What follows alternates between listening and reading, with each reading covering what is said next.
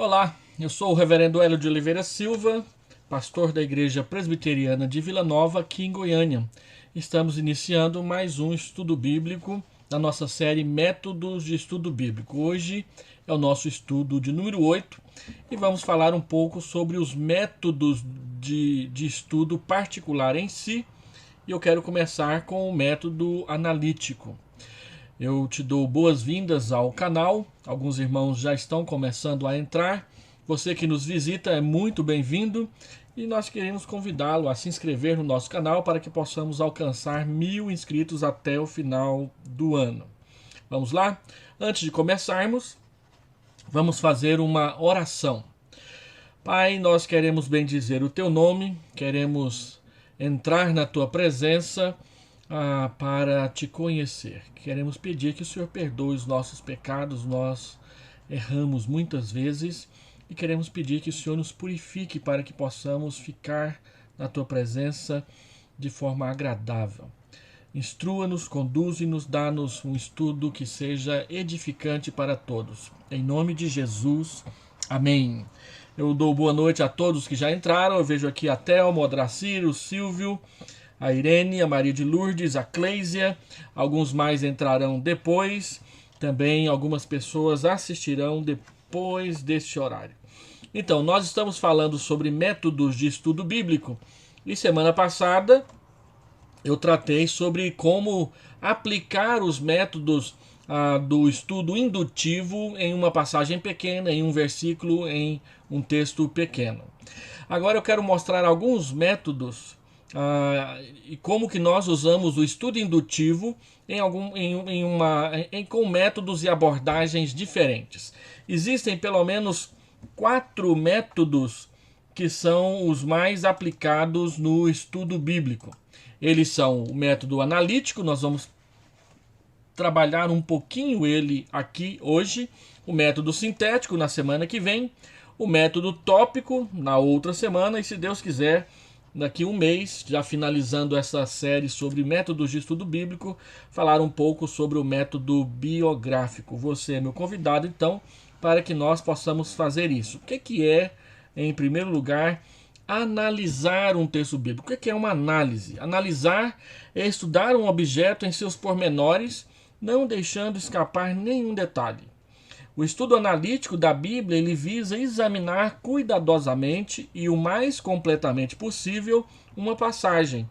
O objetivo do estudo analítico é reconstruir tão claramente quanto possível o pensamento original do autor bíblico.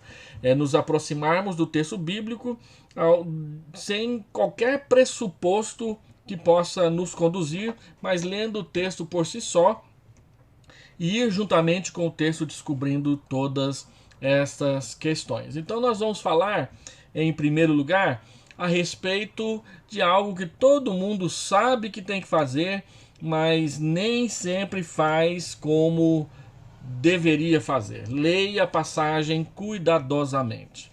Quantas pessoas leem as passagens bíblicas apressadamente, não é mesmo? Então, a grande questão é ler cuidadosamente.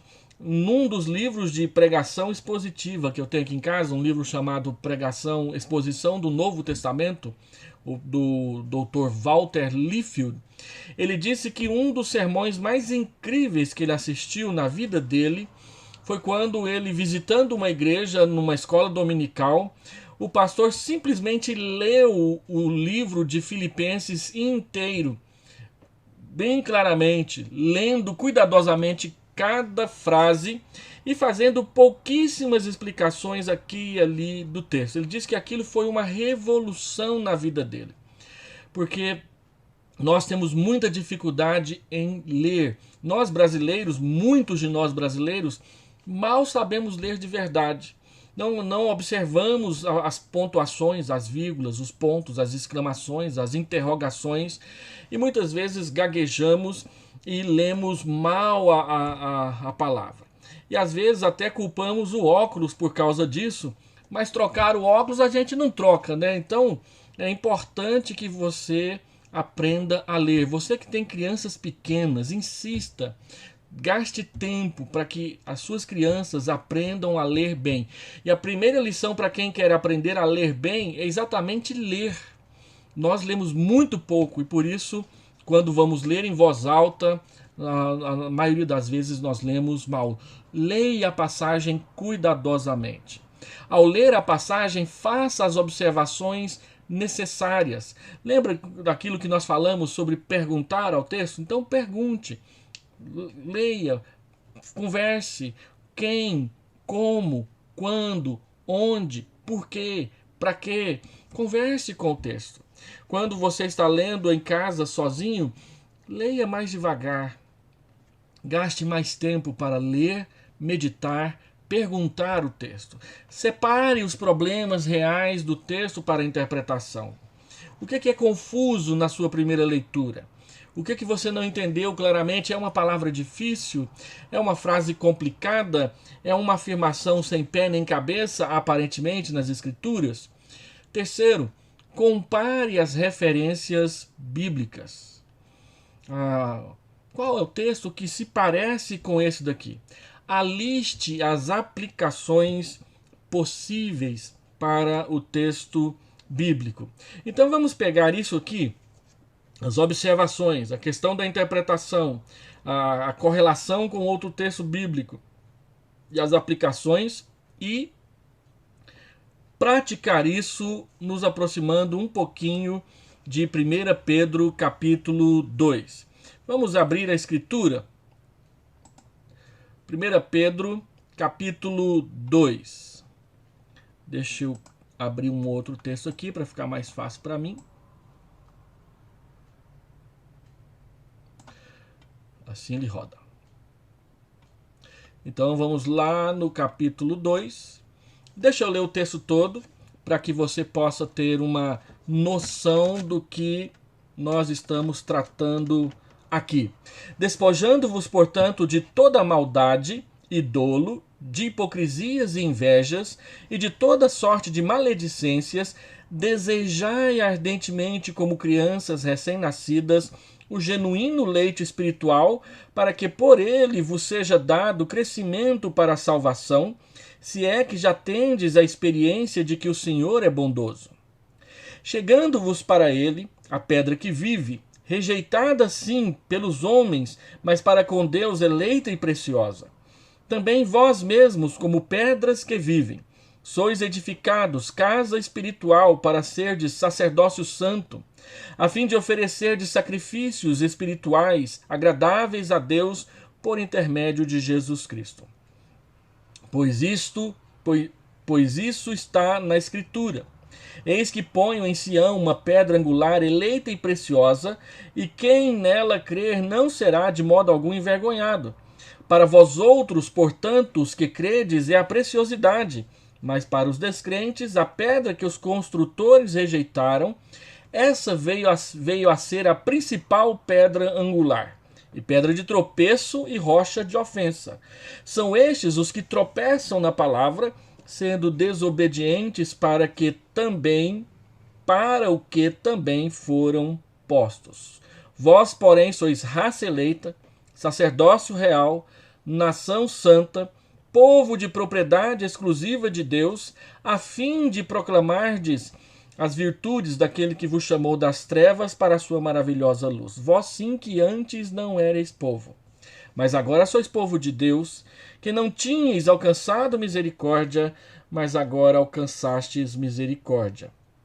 Amados, exorto-vos como peregrinos e forasteiros que sois, a vos absterdes das paixões carnais que fazem guerra contra a alma, mantendo exemplar o vosso procedimento no meio dos gentios, para que naquilo que falam contra vós outros como de malfeitores, observando-vos em vossas boas obras, glorifiquem a Deus no dia da visitação. Sujeitai-vos a toda instituição humana por causa do Senhor, quer seja ao rei como soberano, quer às autoridades como enviadas por ele, tanto para castigo dos malfeitores como para louvor dos que praticam o bem. Porque assim é a vontade de Deus, que pela prática do bem façais emudecer a ignorância dos insensatos, como livres que sois, não usando todavia a liberdade por pretexto de malícia, mas vivendo como servos de Deus.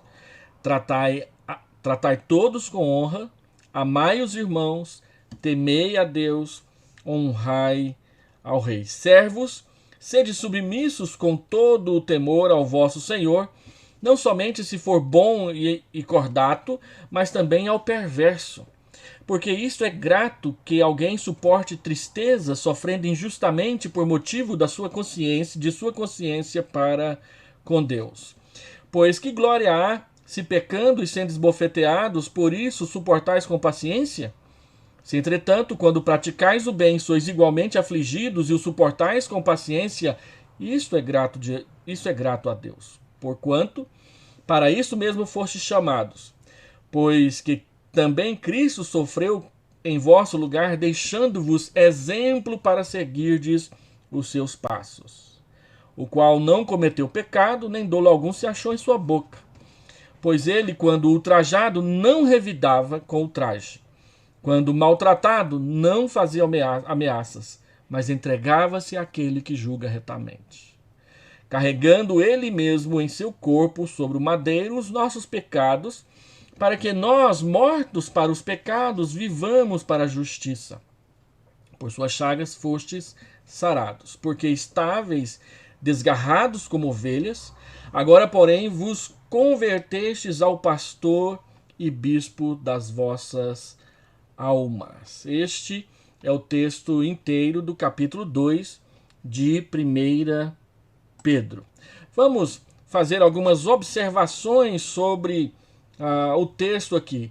É claro que a gente poderia gastar muito tempo estudando pormenorizadamente esse texto, mas nós vamos dar uma visão panorâmica e aqui e ali aprofundar um pouco mais para mostrar o que queremos tratar aqui. Estamos tratando do método analítico, então vamos analisar o texto. Quando você lê 1 Pedro 2, o capítulo todo, como nós acabamos de ler, é interessante você observar que o texto está falando sobre santificação e que a santificação ela deve acontecer em 3 direções. Lá no capítulo 1, que está fora do texto que nós lemos, ele diz que nós devemos ser santos para com Deus. No capítulo 2, versículo 1, ele diz: desejai ardentemente, despojando-vos, portanto, de toda a maldade e dolo, de hipocrisia e invejas, de toda sorte de maledicência, desejai ardentemente, como crianças recém-nascidas, o leite genuíno. Ele diz que a santidade ela deve ser para com os outros. Maldade, dolo, hipocrisias, invejas, maledicências são pecados que nós cometemos contra os outros. E lá no capítulo 2, neste mesmo capítulo 2, versículo 11, ele diz que nós devemos ser santos para conosco mesmos. Amados, exorto-vos como peregrinos e forasteiros que sois, a vos absterdes das paixões carnais que fazem guerra contra a alma. Então, santidade tem a ver com Deus, tem a ver com os outros e tem a ver consigo mesmo nas suas batalhas internas dentro da sua alma. Quando você olha 1 Pedro, capítulo 2, versículo 1, ele mostra para nós que seguir o conselho que ele está dando, ele está falando despojando-vos, eu estou dando um conselho para você, é afastar-se do mundo. E não seguir esse conselho é exatamente seguir o mundo. No versículo 3, nós podemos relacionar o versículo 3 com o Salmo 34. Se é que já tendes a experiência de que o Senhor é bondoso. Olha só o Salmo, capítulo 34,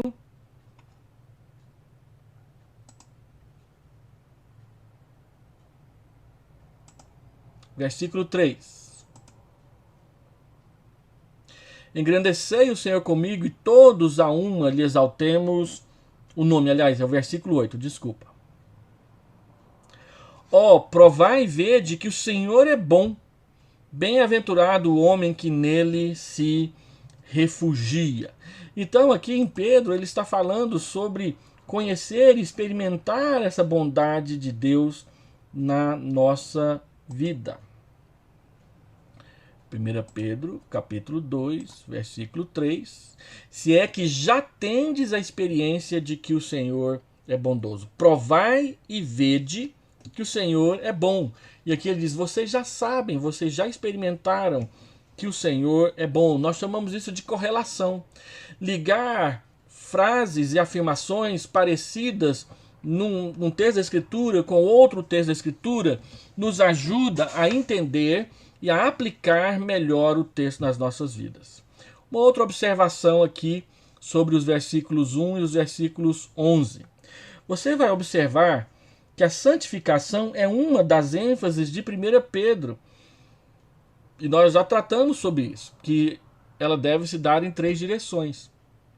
Quando você lê a epístola toda, todos os 5 capítulos, você verá que há uma ênfase na santificação. Mas vamos andar um pouco mais aqui nessas nossas transparências. Voltando aqui.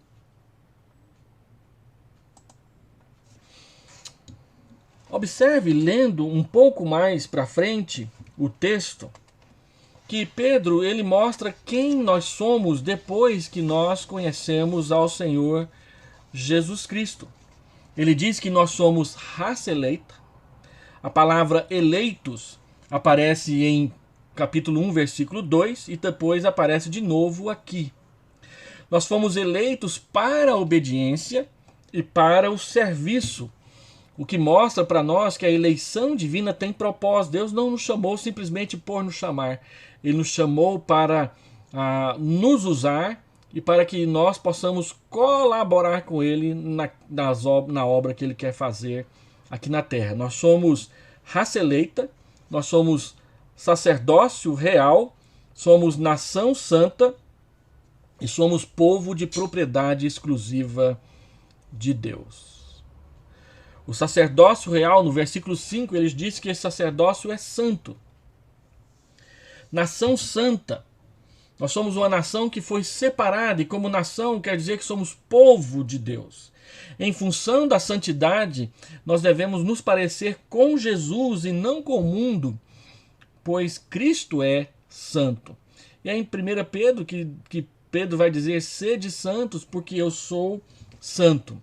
Um outro detalhe que a gente pode observar é que no versículos 4 até o versículo 8,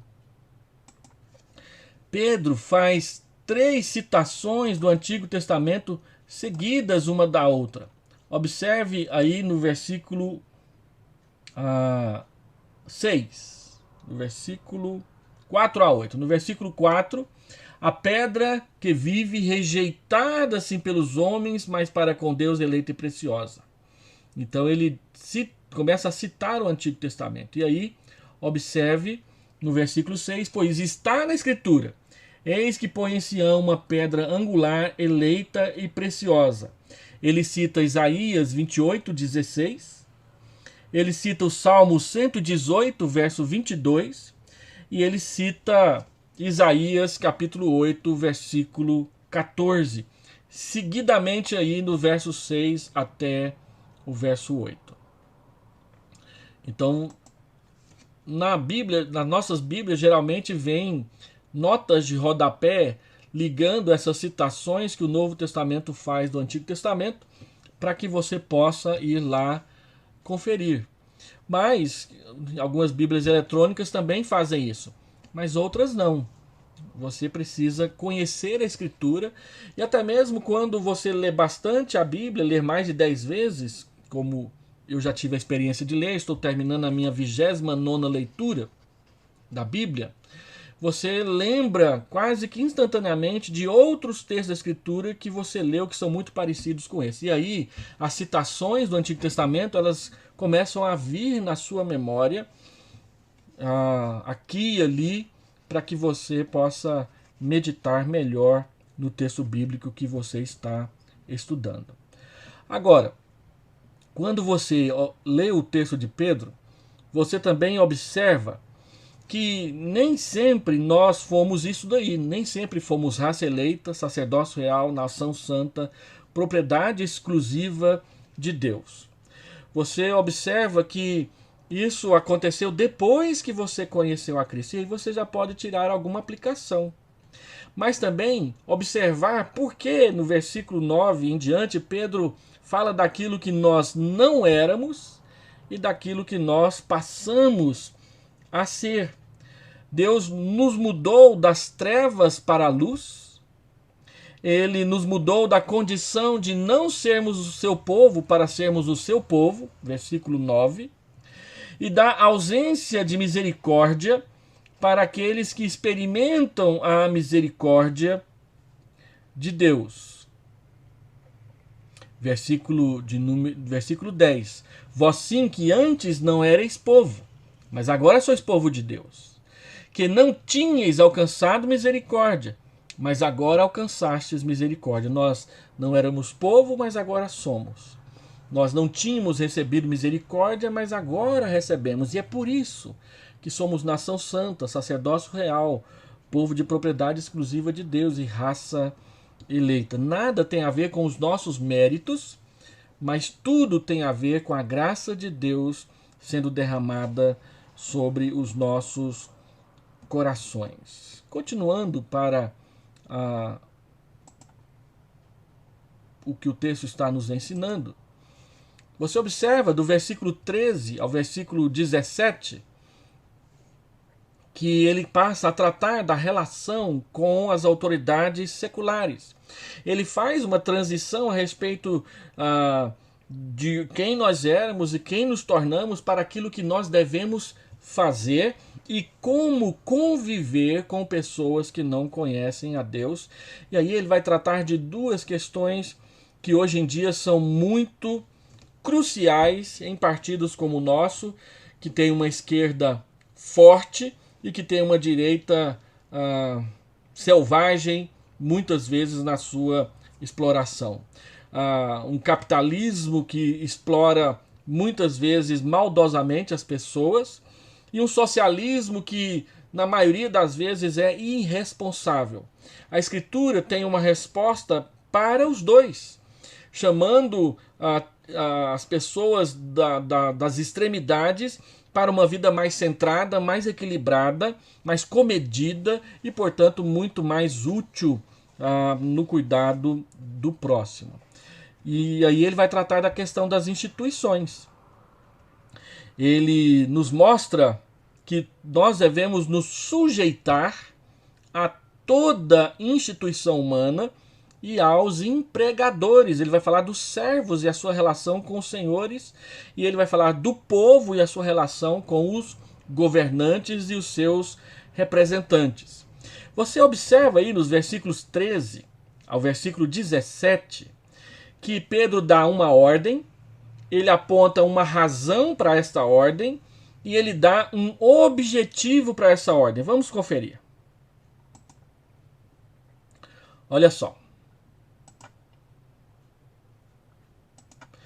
Ele fala sobre viver como forasteiros aqui na terra. Então, no versículo 13, olha o que ele diz: sujeitai-vos a toda instituição humana por causa do Senhor. Quer seja ao rei como soberano, quer as autoridades como enviadas pelo rei, tanto para castigo dos malfeitores como para louvor dos que praticam bem. Aí ele dá uma razão. Por que nós devemos nos sujeitar às autoridades constituídas sobre nós? Ele diz, porque assim é a vontade de Deus, que pela prática do bem façais emudecer a ignorância dos insensatos. Ele dá uma ordem, ele dá um motivo e ele dá um objetivo. Qual é o objetivo? Para quê? Pela prática do bem, porque essa é a vontade de Deus, que pela prática do bem façais emudecer a ignorância dos insensatos, que pelo bom testemunho as pessoas não tenham do que falar ou não tenham o que falar dos cristãos no que diz respeito ao seu procedimento e à sua cidadania. A nossa obrigação de obediência para com o Estado, para com o governo, para com as autoridades, ela vem da nossa relação com Deus. Ele é o nosso Senhor e nós o obedecemos, e por amor a Ele, nós vamos obedecer às autoridades constituídas, quer sejam boas, quer sejam ruins. E ele vai tratar disso quando ele trata dos servos. Ele diz, verso de número 16, como livres que sois, não usando todavia a liberdade como pretexto de malícia, mas vivendo como servos de Deus. Tratai a todos com honra, amai os irmãos, temei a Deus, honrai ao rei. Aí ele vai tratar dos servos. Sede submissos, a mesma palavra para sujeitar no parágrafo anterior, com todo o temor ao vosso Senhor, não somente se for bom e cordato, não se for bom e educado, mas também ao perverso, porque isso é grato que suporte tristeza, sofrendo injustamente por motivo de sua consciência para com Deus. Ele dá uma ordem, ele dá um motivo, ele dá um objetivo. E ele faz a mesma coisa aqui. Suportai-vos com paciência. Quando praticais o bem, sois igualmente afligidos, o suportais com paciência. Isso é grato a Deus, porquanto para isto vós foste chamados. No parágrafo anterior ele deu uma ordem, ele deu um motivo e ele deu um objetivo. Agora, nesse outro parágrafo, ele dá uma ordem, ele dá um motivo e ele dá um objetivo. Se você compara os dois parágrafos, a nossa relação com o Estado e a relação dos servos com os senhores, você vai observar que o ensinamento é o mesmo. A ordem é a mesma, sujeitar-se. O motivo é o mesmo, a vontade de Deus. E a razão é a mesma, dar bom testemunho. E ele diz aí, para isso que foram chamados, pois Cristo também sofreu em vosso lugar, deixando-vos exemplo para seguir os seus passos. Ele, quando foi ultrajado, não revidou. Olha, esse texto dá uma resposta muito clara àqueles irmãos e irmãs que, quando nós estamos falando sobre temperamento, quando nós estamos falando sobre reivindicações, elas simplesmente viram para nós: pastor, eu não levo desaforo para casa. Ele está dizendo que Cristo levava. A quem você segue? Cristo levava desaforo para casa. Sabe por quê? Porque ele confiava, diz o texto, naquele que cuida de nós. Pois ele, diz o verso 23, quando ultrajado, não revidava com ultraje. Quando maltratado, não fazia ameaças, mas entregava-se àquele que julga retamente. Quando eu falo que não levo o desaforo para casa, eu estou tomando a posição de juiz e julgando o próximo. Mas Jesus disse que ele se entregava, Pedro diz que Jesus se entregava àquele que julga retamente. Então pensa bem quando você disser para alguém: olha, eu não levo o desaforo para casa. Isso é mau testemunho. Aprenda a lidar com as suas palavras, a não dizer palavras agressivas simplesmente para mostrar com arrogância, com soberba, que você não ouve as outras pessoas. Ok? Preste atenção no que o texto da Escritura está ensinando aqui. Uma ordem, uma razão e um objetivo. Deus, ele não faz as coisas à toa. Ele tem motivos, ele tem razões e ele tem objetivos. Faça uma tabela ou um gráfico do parágrafo. Aqui eu dou um exemplo só dos 3 primeiros versículos. Isso aqui ajuda, por exemplo, quem está fazendo um sermão como eu, a resumir os argumentos do texto. Ele diz no versículo 1: livre-se do pecado, despojando-vos dessas coisas. Como bebês, desejem com ardor a palavra. E supondo que você já provou a bondade de Deus. Como que eu resumo isso numa frase na terceira coluna? Livre-se do pecado e aprenda a ouvir e a obedecer a palavra de Deus. Então eu já tenho aqui um argumento para 3 versículos. Você vai fazendo isso, descobrindo cada grupo de versículos, caminhando no texto bíblico, quando você gasta mais tempo estudando as Escrituras Sagradas. As observações podem ser mais ou menos extensas do que essas que nós estamos fazendo aqui. Isso vai depender do tempo que você vai gastar com o texto, o tempo que você tem disponível, e também na aplicação das ferramentas da observação, se você vai dar mais atenção a todas aquelas perguntas que você pode fazer a um texto bíblico. Continuando. Faça um esboço analítico. Pegue isso que você está observando e coloca em afirmações curtas, separando argumentos. Aqui no meu PowerPoint, ele deu uma equivocada. A expressão cristão que estuda a palavra reflete o caráter de Cristo, verso 1 a 10, é o ponto 1. E ali quando fala assim, Cristo é o exemplo dos cristãos em sua reação ao mundo que não conhece a Deus, verso 11 a 25. Esse é o ponto 2. A vida santificada é o melhor testemunho. A submissão, o exemplo do cristão para o mundo, versículo 13. A submissão é o exemplo de Cristo para o cristão.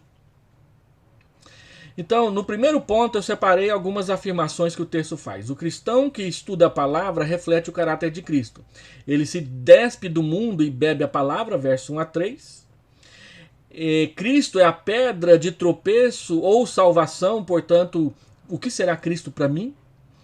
Quem somos? Uma mostra de contrastes. Vós não eres povo, agora sois povo. Vós não tinhas misericórdia, agora vocês têm misericórdia. Vocês são sacerdócio real, nação santa, povo de propriedade exclusiva.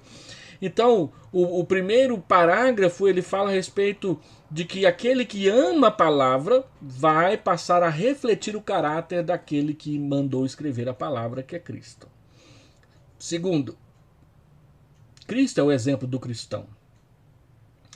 Quem estuda a palavra reflete a Cristo. E Cristo é o exemplo do cristão. Ele nos deixou exemplo para seguirmos os seus passos, é a afirmação de Pedro mais adiante. E aí, a vida santificada, ela é o melhor testemunho do cristão.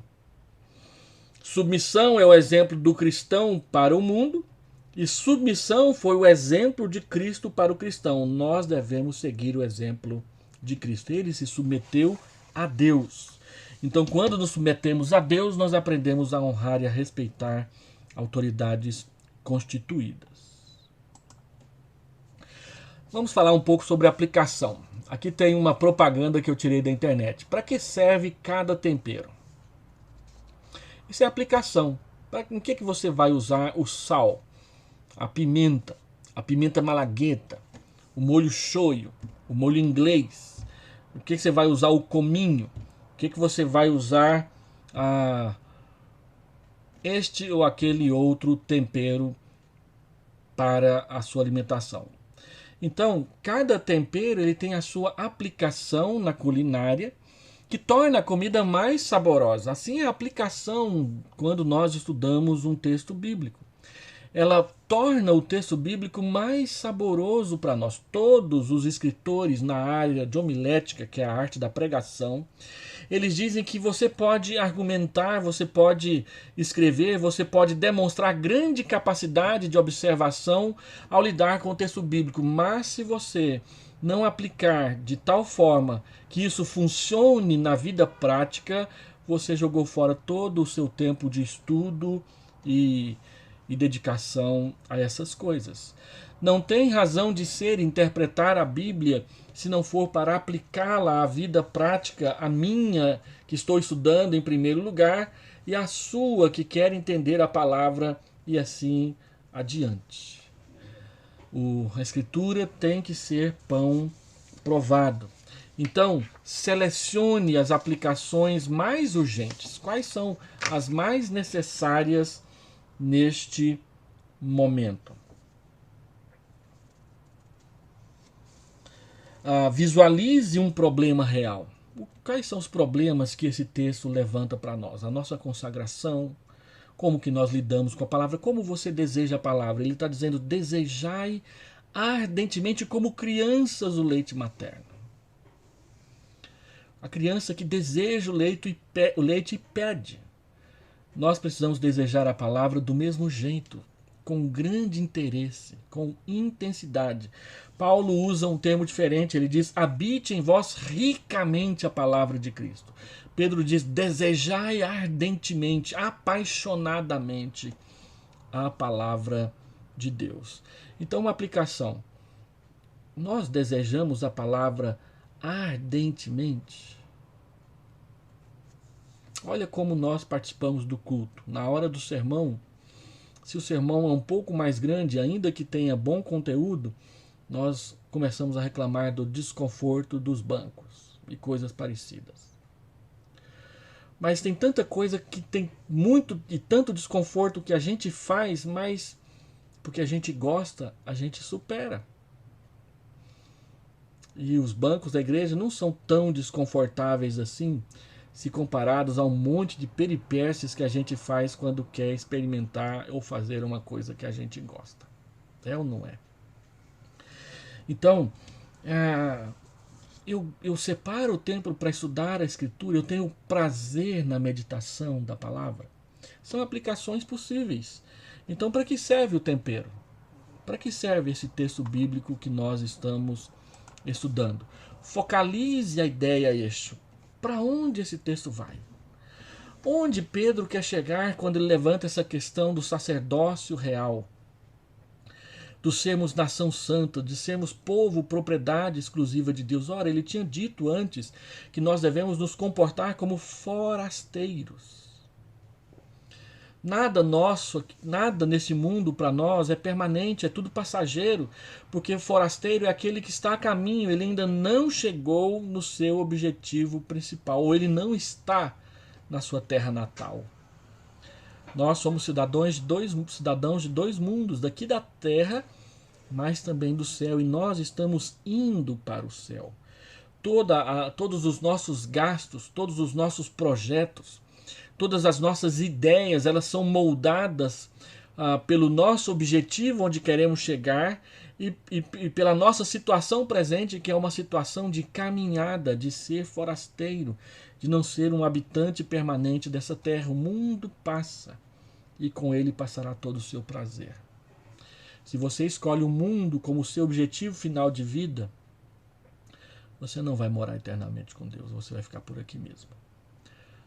Vai experimentar a condenação do lago de fogo, porque é lá que Deus vai jogar todas as coisas que Ele não vai restaurar. Então, observe qual a solução e para onde que o texto vai, onde que Pedro quer chegar com essa ideia de que nós somos forasteiros e de que Deus está nos conduzindo pelo caminho.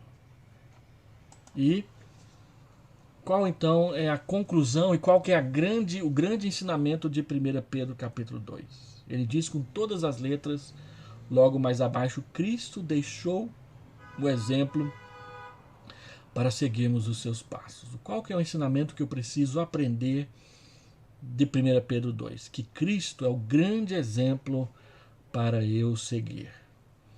Ele se sujeitou, ele se entregou, ele me escolheu, ele deixou exemplo para seguir os seus passos.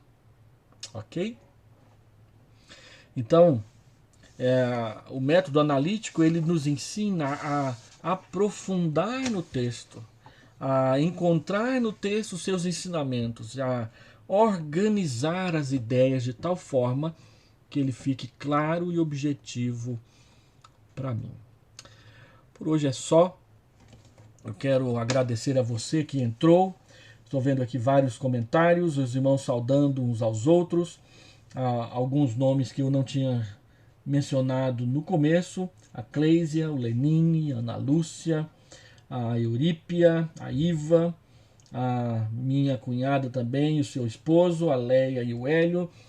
São muito bem-vindos, que Deus abençoe a palavra nas suas vidas. E também esses aos que eu não mencionei o nome, mas que estão com a gente, e aqueles que assistirão esse vídeo depois que a palavra do Senhor encha a sua alma. Vamos orar?